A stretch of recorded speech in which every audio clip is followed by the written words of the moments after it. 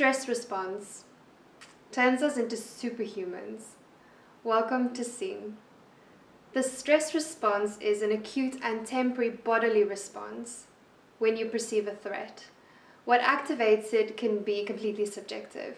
For more on that, check out my previous video, linked somewhere. There? Is it there? So what's actually happening in your body? Something called the sympathetic nervous system is activated to varying degrees. But a total and acute activation will involve several systems of the body. These systems prepare the body for strenuous physical activity, and it also controls the fight, flight, or freeze response.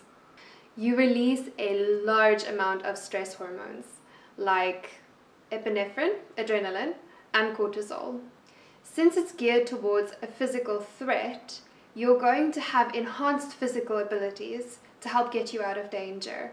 And the first thing you're going to need is oxygen.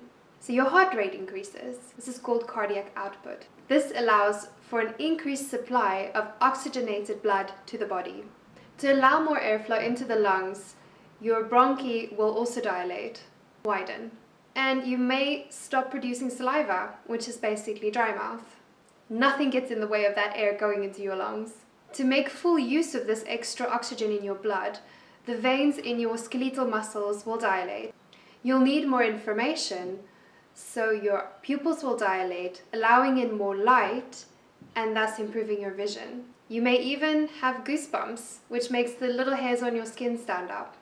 You'll also need more energy, so non-essential systems in the body will be suppressed and energy redirected to your muscles. These non-essential systems include digestion, and it affects your stomach, intestines, kidneys, bladder, and gallbladder. Your pancreas may even reduce its production of enzymes and insulin. Seeing that you're not digesting, you don't need those things.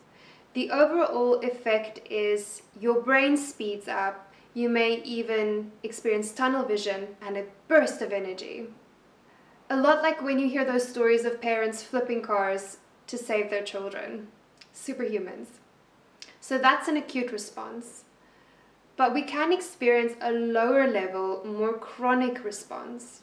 In humans, chronic stress is the long-term stimulation of the fight, flight, or freeze response, which leads to constant production of stress hormones. Long-term stress-induced secretion of these stress hormones is linked to various mental and physical health concerns, which I'll be talking about in the next video, and can trigger somatic symptoms like heart palpitations, diarrhea, sweating, insomnia, and general digestive issues, as well as panic attacks. Thanks so much for watching. Skeletal muscle vasodilation.